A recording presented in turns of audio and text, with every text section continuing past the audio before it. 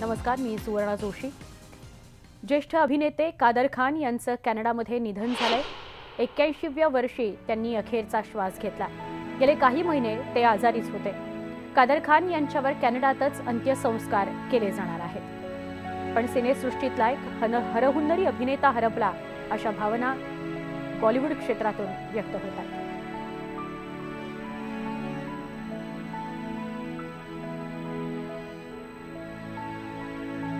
कादर खान हे गेले काही दिवस आजारीच होते।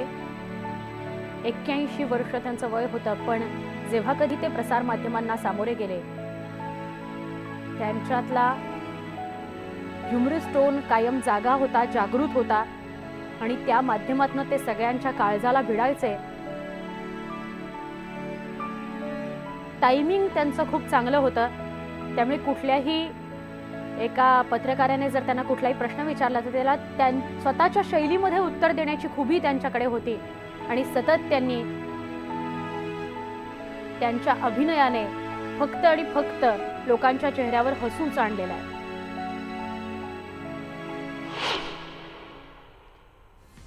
मनसे अध्यक्ष राज ठाकरे यांनी वर्षाच्या पहिल्याच दिवसाचं औचित्य साधत आज सिद्धिविनायकाचं दर्शन घेतलं आणि मुलगा अमितच्या लग्नाची पत्रिकाही सिद्धिविनायक मंदिरामध्ये ठेवली।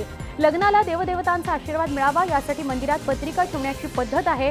आज राज ठाकरे सपत्नीक सिद्धिविनायक मंदिरामध्ये पोहोचले, त्यांनी दर्शनही घेतलं आणि अमितची पत्रिका सुद्धा सिद्धिविनायकाचरणी ठेवली। ठाण्यामध्ये 31 डिसेंबरला 2071 तळीरामांवर कारवाई करण्यात आली आहे। दारू पिऊन गाडी चालवणाऱ्यांवर ही कारवाई करण्यात आली आहे। गेल्या वर्षीच्या तुलनेमध्ये ही संख्या दुपटीवर आहे। राज्यातली ही सगळ्यात मोठी कारवाई आहे। नववर्षाच्या स्वागतासाठी 31च्या पार्श्वभूमीवर राज्य उत्पादन शुल्क विभागाच्या पंढरपूर पथकानं मोठी कारवाई केली। गोव्यामध्ये उत्पादित होणारी विदेशी दारू, 4 चाकी कार असा 4,67,000 रुपयांचा मुद्देमाल जप्त करण्यात आलाय। मुख्य आरोपी फरार असून पोलिसांकडून पुढील तपास सध्या सुरू आहे। शेतकऱ्यांच्या मागण्यांसाठी स्वाभिमानी शेतकरी संघटना बुलडाण्यामध्ये आक्रमक झाली। तूर, हरभरा, उडद याचे पैसे मिळावेत यासाठी या शेतकऱ्यांनी आंदोलन केलं। या आंदोलनामध्ये 2 एसटी बसेस फोडण्यात आल्या। प्रशासनानं आंदोलनाची दखल न घेतल्यास स्वाभिमानी संघटना आक्रमक होईल असा इशारा देण्यात आला। नववर्षाच्या स्वागतासाठी मुंबईतील गेट ऑफ इंडिया इथं मोठ्या प्रमाणात नागरिकांनी गर्दी केली होती। नववर्षाच्या पहाटेचा सूर्योदय पाहण्यासाठी मुंबईकरांनी ही गर्दी केली होती। नववर्षाची सुरुवात अनेकांनी सिद्धिविनायकाचं दर्शन घेऊन केली। नववर्षाची सुरुवात आनंदानं व्हावी, नवीन वर्ष सुखा समाधानाचं जावं यासाठी बाप्पाकडे प्रार्थना करण्यात आली। पुण्यातील दगडूशेठ गणपतीचं दर्शन घेण्यासाठीही पुणेकरांनी गर्दी केली होती। अनेकांनी बाप्पाचं दर्शन घेत नवीन वर्षाची सुरुवात केली। नागपुरातील गणेश टेकडी मंदिरातही भाविकांनी दर्शनासाठी गर्दी केली होती। नववर्षाची सुरुवात नागपूरकरांनी बाप्पाचं दर्शन घेऊन केली।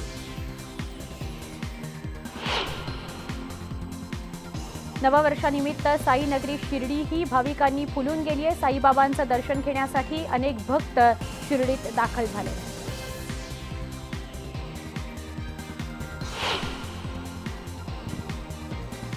ऑस्ट्रेलियामध्ये नव्या वर्षाचं जोरदार स्वागत करण्यात आलं। सिडनीतील हार्बर ब्रिजवर नव्या वर्षाचं फटाक्यांची आतषबाजी करून स्वागत करण्यात आलं।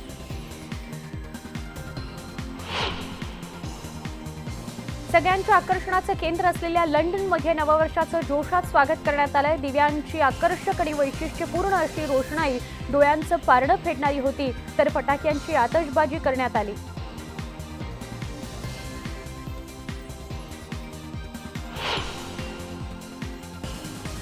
चकाचक सिटी म्हणून ओळख असलेली आणि देशभरात शॉपिंगसाठी प्रसिद्ध असलेली दुबईत सुद्धा नव्या वर्षाची सुरुवात धूमधडाक्यात करण्यात आली। दुबईत हजारो लोक एकत्र येऊन नव्या वर्षाचं एकत्रित स्वागत करताना पाहायला मिळाले। रोमॅन्टिक शहर अशी पॅरिसची ओळख आहे आणि या शहराने देखील नववर्षाचं जोरदार स्वागत केलं। उंच इमारतींवरून आकर्षक अशी रोषणाई पाहायला मिळाली। तसंच फटाक्यांची आतषबाजी करत पॅरिसवासियांनी नववर्षाचं स्वागत केलं।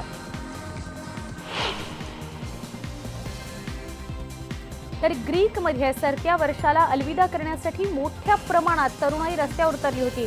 सगळ्यांनी एकत्र येऊन या नववर्षाचं स्वागत केलं। त्यासाठी एका दिमागदार सोहळ्याचंही आयोजन करण्यात आलं होतं। तर इंडोनेशियामध्ये सुद्धा नववर्षाच्या सेलिब्रेशनची धूम पाहायला मिळाली। खूप धूमधडाक्यात फटाक्यांच्या आतषबाजीत वाजत गाजत नाचत नव्या वर्षाचं स्वागत करण्यात आलं। हाँगकाँगमध्ये न्यू इयरचं सेलिब्रेशन जोरदार झालं। फटाक्यांच्या आतषबाजीसह लोकांनी एकमेकांना आलिंगन देऊन शुभेच्छा दिल्या।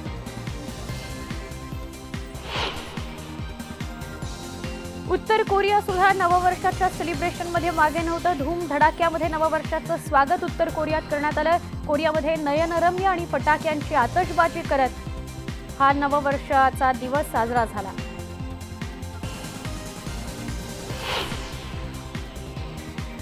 न्यूझीलंडच्या ऑकलंड या शहरामध्ये सुद्धा नव्या वर्षाच्या सेलिब्रेशनची धूम पाहायला मिळाली।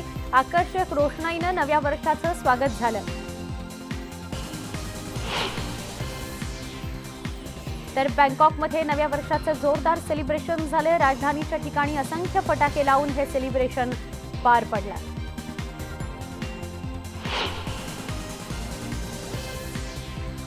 महाराष्ट्रामध्ये येऊया। महाराष्ट्रामध्ये छत्तीसगडमध्ये सीआरपीएफच्या जवानांनी न्यू इयर सेलिब्रेशन केलं। काहींनी गाण्यावर ठेका धरला तर काहींनी भांगडाही सादर केला।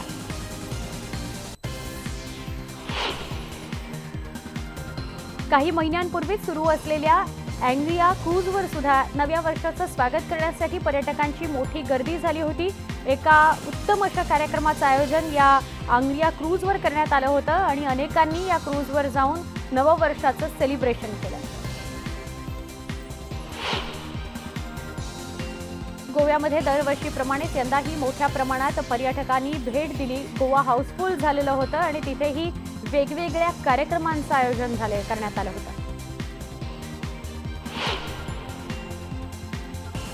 गोव्यामध्ये सगळे समुद्रकिनारे फुलून गेलेले होते। विशेष असे कार्यक्रम आयोजित करण्यात आलेले होते। सुखविंदर सिंग यांनी या कार्यक्रमादरम्यान गाडी सुद्धा काही विशेष सादर केली, त्यामुळे सगळ्यांमध्ये उत्साहाचं वातावरण होतं।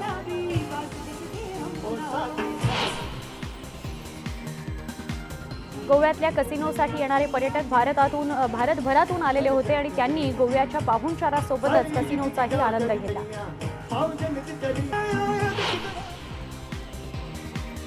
नववर्षाच्या स्वागतासाठी गोव्याचे समुद्रकिनारे पर्यटकांनी हाऊसफुल झालेले होते। इथे वॉटर स्पोर्ट्सचाही आनंद अनेक पर्यटकांनी घेतला। कोलकात्यामध्येही उत्साहात नववर्षाचं स्वागत करण्यात आलं। नववर्षाचं स्वागत करताना सगळ्यांमध्ये उत्साहाचं आणि आनंदाचं वातावरण बघायला मिळत होतं। चेन्नईमध्ये नववर्षाच्या स्वागतासाठी जय्यत तयारी केली गेली आहे। रस्त्यांवर ठिकठिकाणी रोषणाई करण्यात आली होती।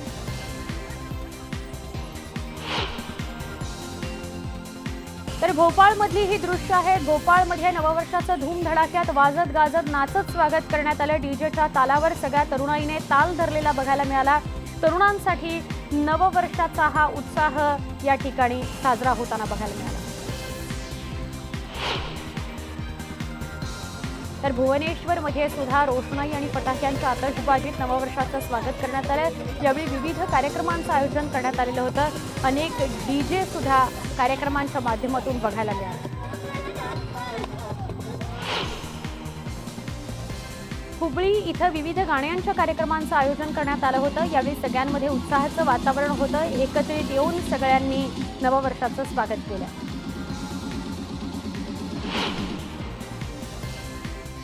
तर विजयवाडा इथं फटाक्यांची जोरदार आतषबाजी करण्यात आली। यावेळी नागरिक एकत्रित आनंद लुटताना बघायला मिळाले।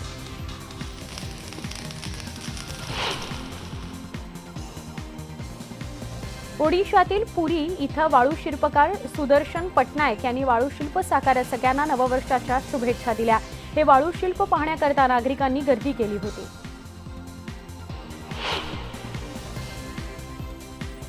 रांचीमध्ये नव्या वर्षाच्या स्वागताकरता विविध कार्यक्रमांचं आयोजन करण्यात आलं होतं। यावेळी विविध नृत्य प्रकार हे सगळ्यांसाठीच आकर्षणाचा विषय ठरले।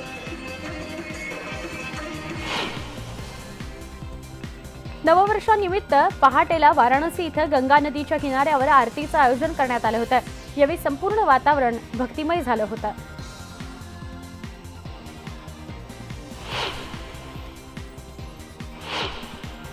अमृतसरमधील सुवर्ण मंदिरात नववर्षाच्या स्वागतासाठी अनेकांनी गर्दी केली होती। यावेळी सर्वत्र रोषणाई करण्यात आली होती, ज्यामुळे सुवर्ण मंदिर आणखीनच आकर्षक दिसत होतं।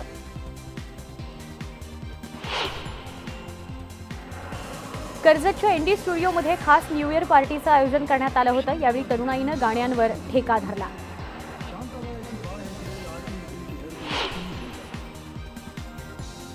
आता इतर बातम्यांकडे आपण वळतोय। सर्वसामान्यांना सरकारने नववर्षाची भेट दिली आहे, कारण अनुदानित गॅसच्या किमतीत ₹5.91 कपात होणार आहे, तर विना अनुदानित गॅस ₹120 स्वस्त होणार आहे। आजपासून विम्याचं प्रीमियम भरल्याच्या नंतर तुमच्या मोबाईलवर SMS पावती मिळणार आहे, तर विम्यासंबंधीच्या सगळ्या सूचना SMSच्या माध्यमातूनच तुमच्यापर्यंत पोहोचणार आहेत। आजपासून सिनेमा तिकीट, 32 इंच टेलिव्हिजन अशा प्रकारच्या 23 वस्तूंवरील GST कमी करण्याच्या अधिसूचना जारी करण्यात आल्या आहेत। GST परिषदेमध्ये 23 वस्तूंवरील दर कमी करण्याचा निर्णय घेतला गेलाय।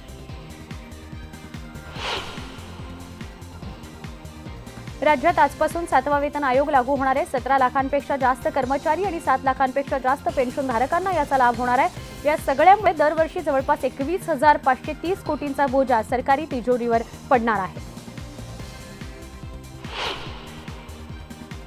पुण्यामध्ये आजपासून हेल्मेट सक्ती केली जाणार आहे। शहरातील वाढत्या अपघातांमुळे न्यायालयाच्या निर्णयाची अंमलबजावणी करण्याचा निर्णय पुणे पोलीस आयुक्त के व्यंकटेशम यांनी घेतलेला आहे आणि त्यामुळे आता हेल्मेट न घालणाऱ्यांवर कारवाई केली जाणार आहे। मात्र हेल्मेट सक्तीच्या या निर्णयावर पुणेकर नाराज आहेत।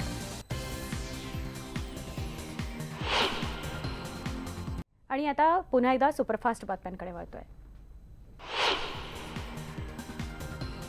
आज शौर्य दिनाच्या पार्श्वभूमीवर कोरेगाव भीमा इथं कडेकोट बंदोबस्त ठेवण्यात आलेला आहे। शौर्य दिनाचं प्रतीक मानल्या जाणाऱ्या विजयस्तंभाला अभिवादन करण्याकरता राज्यभरातून हजारो अनुयायी कोरेगाव भीमा इथं दाखल होत आहेत। गेल्या वर्षीच्या तणावाच्या पार्श्वभूमीवर यावर्षी कोरेगाव भीमा इथं कडेकोट बंदोबस्त ठेवण्यात आला। 5,000हून अधिक पोलीस कोरेगाव भीमामध्ये तैनात करण्यात आले होते। यावर्षी सुरक्षिततेची जबाबदारी पोलिसांची असून लोकांनी निसंकोच कोरेगाव भीमा इथं यावं असं आवाहन विश्वास नांगरे पाटील यांनी केलं। विजयस्तंभाला अभिवादन करण्यासाठी राज्यभरातून हजारो अनुयायी कोरेगाव भीमा इथं दाखल झालेले आहेत। त्यामुळे या सगळ्यांवर नजर ठेवण्यासाठी आता पोलिसांकडून ड्रोनचा वापर करण्यात येतोय। एकीकडे माणूस आणि वाघांचा संघर्ष शिगेला पोहोचला असल्याची परिस्थिती आहे आणि दुसरीकडे एकापाठोपाठ एक वाघांचे जीव जात आहेत। देशानं वर्षभरामध्ये तब्बल 100 वाघ गमावलेत, तर महाराष्ट्रात यावर्षी 20 वाघांचा मृत्यू झालाय।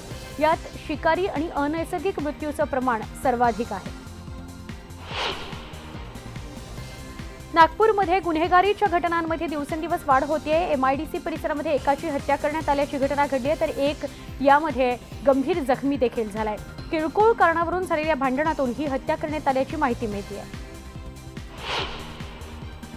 नवा वर्षाच्या आजच्या पहिल्याच दिवशी कोल्हापूरमध्ये स्वाभिमानी शेतकरी संघटना रस्त्यावर उतरणार आहे। एकरकमी FRP साठी आज कोल्हापूरमधील साखर सहसंचालक कार्यालयावर मोर्चा काढण्यात येणार आहे। भारताच्या महिला संघाची सलामीवीर मराठमोळ्या स्मृती मानधनाला ICCनं यंदाच्या वर्षातली सर्वोत्तम महिला क्रिकेटपटू म्हणून गौरवलेला आहे। वर्षातल्या सर्वोत्तम महिला क्रिकेटपटूंसाठी दिला जाणारा पुरस्कार स्मृतीला जाहीर करण्यात आलाय। सर्वकालीन महान टेनिसपटूंमध्ये गणना होणारे रॉजर फेडरर आणि सेरेना विल्यम्स यांचा एकमेकांविरुद्धचा सामना पाहण्याची संधी टेनिस शौकीनांना यंदा प्रथमच मिळणार आहे। होपमन चषकामध्ये स्वित्झर्लंड विरुद्ध अमेरिका यांच्यात होणाऱ्या संमिश्र गटाच्या सामन्यामध्ये ही एकमेवाद्वितीय अशी लढत रंगणार आहे। बिग बॉसचा 12वा सीझन जिंकून घरी परतलेल्या दीपिका कक्करचं मोठ्या जल्लोषात स्वागत करण्यात आलं।